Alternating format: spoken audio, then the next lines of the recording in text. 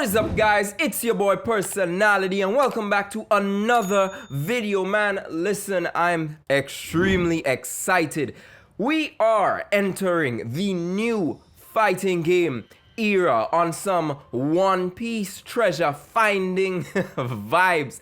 We've got EVO numbers officially being released for all the different 8 categories of fighting games that are going to be on the main front lines. And first of all, exciting news straight from the beginning. Street Fighter 6 is at 7,061 entrants, and we've got Guilty Gear Strive just short of the 2,500 entrants at 2,481. Surprisingly, we have Ultimate Marvel vs. Capcom 3. Now listen, the reason I say surprisingly is because this game is old. This is a decade, more than a decade old game, and we're seeing numbers of 1,346 participants. This is actually a franchise record breaker. They've never gotten numbers like this before, but guess who's hitting that 1.3K? Dragon Ball Fighter Z also had an increase. And then, of course, we've got Melty Blood type Lumina. Very niche fighting game. That's something I could agree and we could finally attach niche to. Very niche fighting game, Melty Blood type Lumina, having actually a franchise record of entrants. That's 554. Of course, King of Fighters up there with a kind of sus number.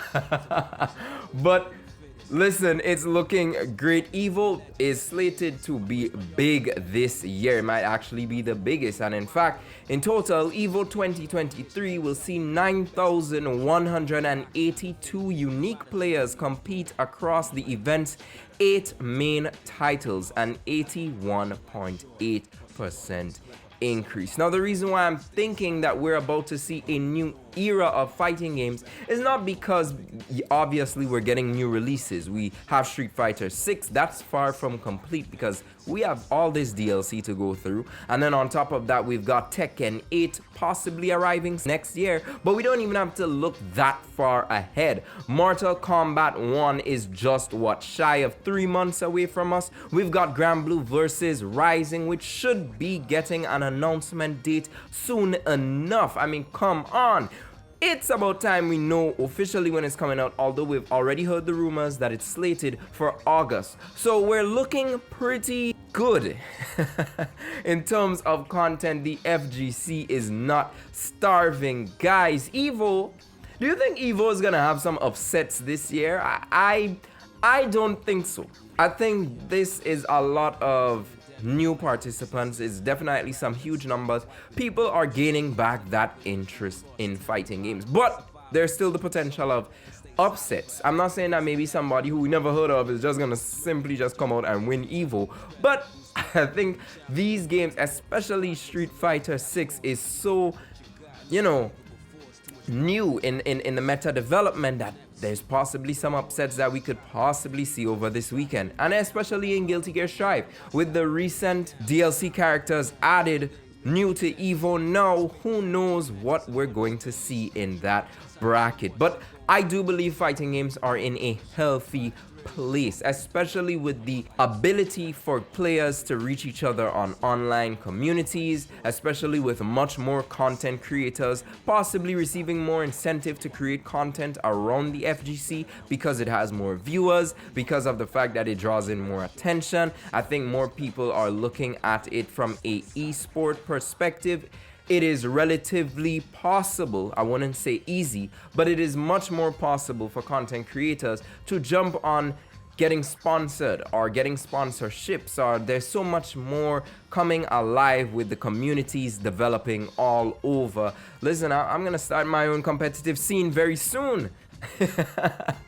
I'm learning. I'm gonna get there, and eventually we're going to hear more from that. But I think the reason why we're going into a new era of fighting games, as I explained before, is not necessarily just because of the fighting games themselves. There's something that's lacking still in the fighting game community that I can see in a lot more other gaming communities. We still need artists and creatives in this community. There's people who are needed for designing these events and designing these outlooks and overall overlays that we may actually see on certain streamers. There's a need for artists to be recognized within this thing because, hey, you may not be that competitive player. You may not be that person who is unga bunga in tournaments and just goes crazy with Leo Whitefang, but your fan art goes hard. And I'm not just talking about that type of fan art. Y'all know what I'm talking about. But we need that kind of creative input in order to build the FGC to a new level. And I think there's a space for everyone, whether it's competitively or at a casual level. I mean, even look at Street Fighter 6. I think Street Fighter 6, partly due to the way they marketed it, partly due to the way that there was so much anticipation behind this game, and overall it's just a great game. I think what made Street Fighter 6 see the success that it is seeing today is because of the fact that the developers covered for a casual experience. Whether that casual experience is the World Tour mode or simply the modern controls, it is easier for people to get into Street Fighter more than ever because there are so many availability options. And I think that is an effort that has been made in many other gaming communities, whether it's the RPG communities, first-person shooter games, or whether it's other competitive games. There's this need for accessibility. Guess what? We don't have all the players who will get this immediately. So we want to hammer in a point where people may still feel the need that, hey, I could approach this game. What the FGC needs to be able to recognize is that with that implementation, you've got to be a bit more accepting of these new players coming in. I didn't like modern controls for Street Fighter 6, but eventually you come back and you think that, hey, this might be somebody's first Street Fighter, and the game basically throws you into modern anyway. They tell you that classic controls is there, and of course it tells you that, look, modern is going to be much more beginner friendly. If I'm a beginner at fighting games on a whole, guess what? I am choosing modern controls. It's just that the community has to be a bit more welcoming. It's something that I had to learn for myself. I used to always hate to see modern players, and it's like, oh, look at this. Now I have to change my game plan, but it's becoming a case now where I can recognize that, hey, this works for somebody. Why should I be a douche about it? Just be an accepting player. Obviously, you could still get tilted, but if you're getting defeated in a fighting game, I'm not really sure modern is carrying people that much, especially with the reduction in terms of damage and everything like that.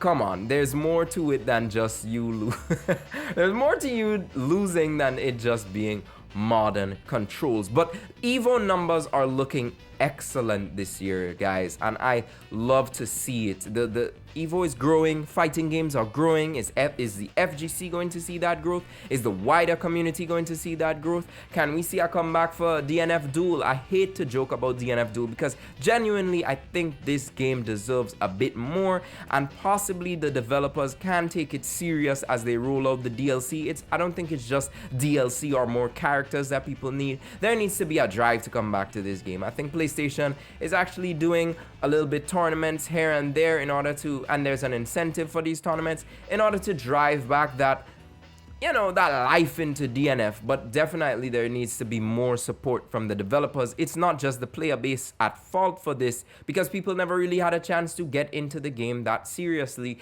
if it's just going to be abandoned. Spectre 1 DLC is not going to bring back the game, and maybe 4 other characters may serve to do that in time to come. But possibly DNF Duel did not have the best rollout schedule for it.